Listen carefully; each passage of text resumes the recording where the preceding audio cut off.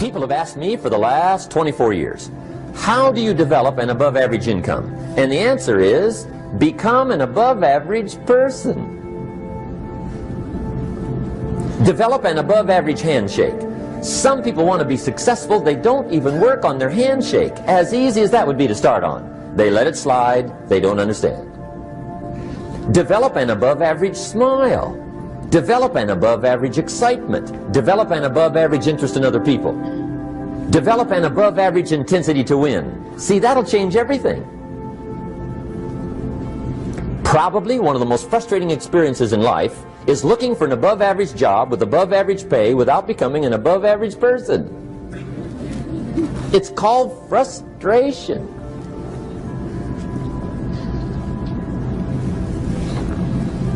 And Mr. Schoaf gave me probably the greatest clue he gave me when I first met him. He said, Jim, if you want to be wealthy and happy the rest of your life, just learn this lesson well.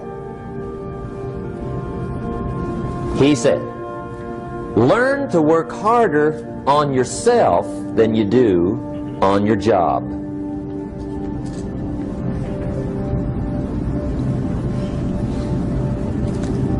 Then Mr. Schoaf gave me probably one of the most important clues among so many things he taught me, but this was in those early days. Mr. Schoaf was very kind, but he was also very abrupt. And he had these interesting questions to ask. I'm giving him a little rundown one day on how things hadn't worked out for me. He said, Mr. Rohn, I've got the answer for you if you will listen carefully. And listen carefully I did that day and for the next 5 years. If somebody's wealthy and happy, you gotta listen. He said, Jim, I've only known you a short time. But he said, it's already my honest opinion that for things to change for you, you've got to change. That wasn't quite the answer I was looking for. But that's the answer he gave me, and I pass it along to you. For things to change for you, you've got to change. Otherwise, it isn't going to change. Before I met Mr. Schoaf, I used to say, I sure hope things will change. Right? That seemed to be my only hope. If it isn't going to change, I'm in serious trouble. And then I discovered it isn't going to change, so I'm in serious trouble.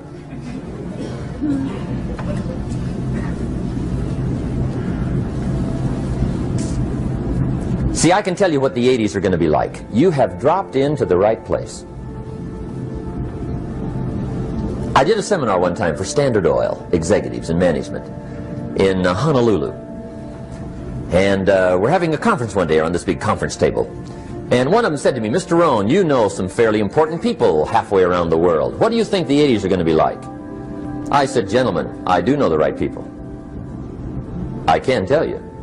So they all listened very carefully. And I said, gentlemen, based on my wide experience, I can really honestly say to you, in my opinion, in the 80s, it's going to be about like it's always been. Aren't you glad you came? That's inside. I don't pass that around just everywhere. Now, of course, I said that to make a point, but I also said it because it's accurate. It's going to be about like it's always been. It isn't going to change. The tide comes in, and then what? It goes out. For 6,500 years that we know of, recorded history, and probably long before that. So it is not going to change. It gets light, and then what? It turns dark. 6,500 years. See, it's not likely to change. And we're not to be startled by that. If the sun goes down, the guy says, what's happened, what's happened? It means he hasn't been here long, I guess, right? It always goes down about this time. The guy says, well, I don't like that arrangement. Well, you got to talk to somebody besides me, right? It gets light, then it turns dark. In rotation, the next season after fall is what? Winter. Pray tell, how often does winter follow fall? Every year regularly for the last 6,500 that we know of. See, it is not going to change. Now, some winters are long, and some are short, and some are hard, and some are easy, but they always come right after falls. It isn't going to change.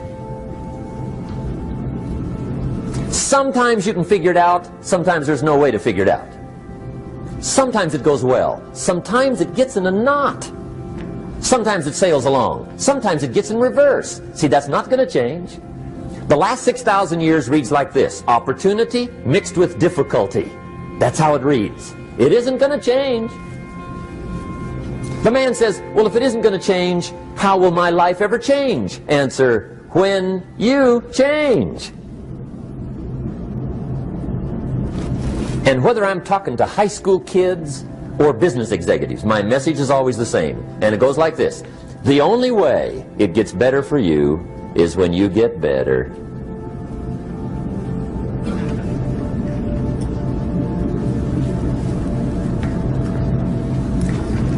Let me give you the 4 major lessons in life to learn. Here's 4 majors.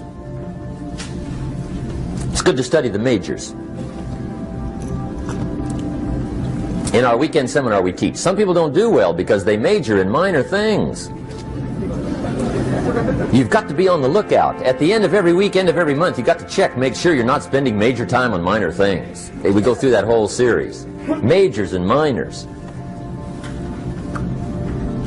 Now, let me give you 2 phrases before we get to the 4 majors. This will set it up and you'll see where I'm going. 2 key phrases for your notes. Here's the first one. Life and business is like the changing seasons. That's the first phrase. Life and business is like the changing seasons. One of the best ways to describe life, it's like the seasons. Frank Sinatra sings, life is like the seasons. Now here's the second phrase. Very important. You cannot change the seasons, but you can change yourself. You can't change the seasons, but you can change yourself. And see, that's how life gets better for you, not by chance, but by change. Now here's the 4 major lessons in life to learn.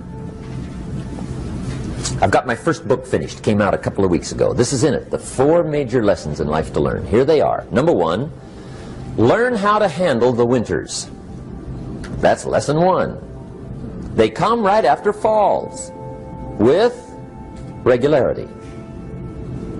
Some are long and some are short and some are hard and some are easy, but they keep coming. You must learn to handle the nights. They come right after days. You must learn to handle difficulty. It comes right after opportunity. You must learn to handle recessions. They always follow progressions. For the last 6,000. See, it isn't going to change. The lesson you must learn is how to handle it. And there's all kinds of winters, right? The winter when you can't figure it out. The winter when it all goes smash. The winter when it turns belly up. The winter when it won't work, when you've run out of money and you've got a broken heart. See, those are winter times. There's all kinds. Economic winters, social winters, personal winters. When your heart is smashed in 1,000 pieces and the nights are unusually long, your prayers seem to go no higher than your head. It's winter time. Barbara Streisand sings, it used to be so natural to talk about forever, but used to be's don't count anymore. They just lay on the floor till we sweep them away. You don't sing me love songs, and you don't say you need me, and you don't bring me flowers anymore. A song of winter. But see, the disappointments come. Those are normal. That's part of life. But the question is, how do you handle it? How do you handle the coming winters and the disappointments and the downtimes? Well, you can't get rid of January by tearing it off the calendar. But here's what you can do. You can get stronger, you can get wiser, and you can get better. The winters won't change, but you can. And that's how life changes for you. See, before I understood, when it was winter, I used to wish it was summer. I didn't understand. When it was hard, I used to wish it was easy. I didn't know. And then Mr. Schoaf gave me a part of his very unique philosophy when he said, "Don't wish it was easier, wish you were better." See, that triggered my whole life change. Don't wish for less problems, wish for more skills. Don't wish for less challenge, wish for more wisdom. That's the key. So that's lesson 1, learn how to handle the winters. Here's lesson 2, learn how to take advantage of the spring. That's the second one. Spring is called opportunity. And spring follows winter. What a great place for it. If you were going to put it somewhere, that'd be the place to put it, right after winter. And pray tell, how often does spring follow winter? Every year with regularity, 6,000. You can almost count on it. See, opportunity always comes. Days follow nights. Isn't that terrific? Opportunity follows difficulty. But here's what you must learn to do. Underline these 2 words in that key phrase. Take advantage. Underline those 2. You must learn to take advantage of the spring. See, just because spring rolls around is no sign you're going to look good come fall. You got to do something with it. In fact, you have to get good at one of 2 things in life. Planting in the spring or begging in the fall. Or get somebody to do it for you. See, those are about the only alternatives. Now here's what else you must do. Take advantage of the springs quickly, because there's only a few. Just a handful of springs have been handed to each of us. They don't come forever. Life is fairly brief. So you got to read every book you can get your hands on what to do with your springs while they're here. And take advantage, they soon run out. The Beatles wrote, "Life is so short." And for John Lennon, it was extra short. But life is brief. Elton John sings, "She lived her life like a candle in the wind." It's brief. So whatever you're going to do with your life, you got to get at it. Don't just let the springs pass. Here's the 3rd major lesson in life to learn. Learn how to protect your crops all summer. You got to take care of what you start. Sure enough, as soon as you've planted your garden in the spring, the busy bugs and the noxious weeds are out to take it. And here's the next bit of truth. They will take it unless you prevent it. And that's the 3rd major skill to learn. You've got to learn to prevent the intruder from taking all the good you start. It's one of the challenges. Here's 2 key phrases under number 3. First one, all good will be attacked. On this planet. Maybe not the next one we get to, but on this one, all good will be attacked. Every garden will be invaded. Not to think so is naive. And here's the second phrase. All values must be defended.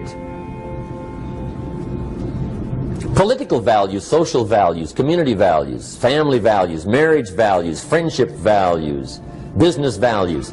Every garden must be tended all summer. 3rd major lesson.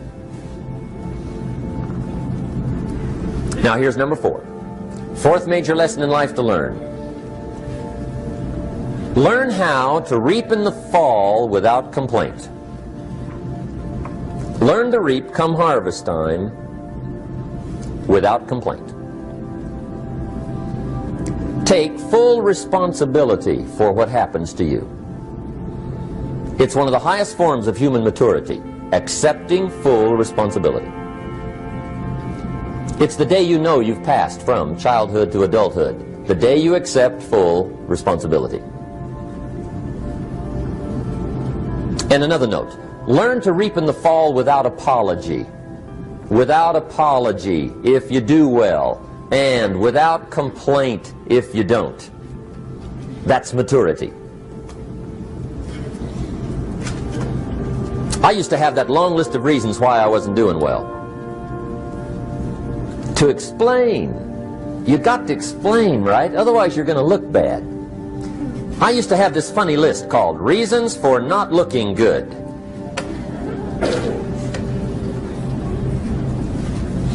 I used to blame the government.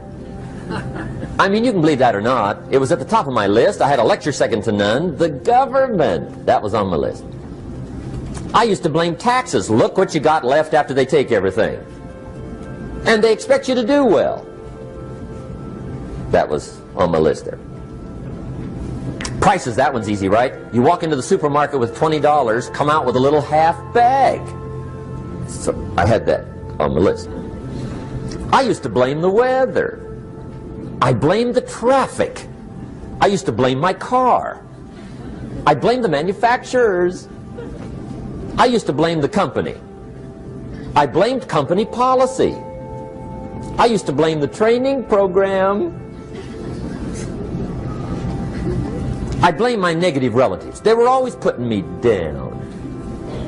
I blame my cynical neighbors. They're just selfish, looking out for themselves. Won't loan you money? They were on my list.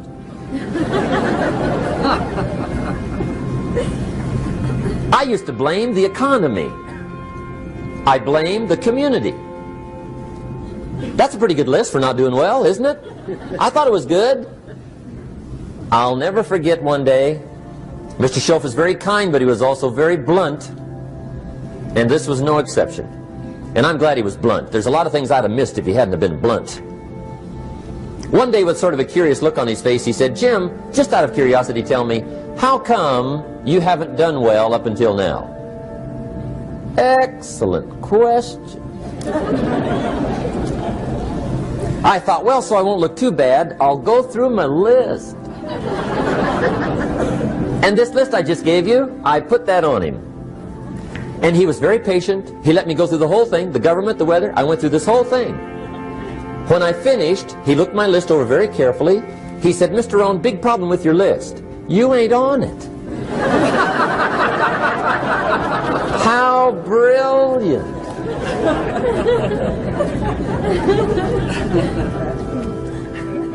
When I went to work for him a few months later, I learned very quickly to tear up my list, reasons for not doing well, and I threw it away. And I got me a fresh piece of paper. And I put one word on it. Me. There's a Black Heritage spiritual that says, "It's not my mother nor my father, nor my brother nor my sister, but it's me, oh Lord, standing in the need of prayer." See, I used to blame everything outside. And then let me give you a little philosophy that helped turn my life around. For your notes, here it is. It's not what happens that determines the quality or the quantity of your life. It's not what happens. And the reason is because what happens to about everybody. No different. The sun went down on all of us last night.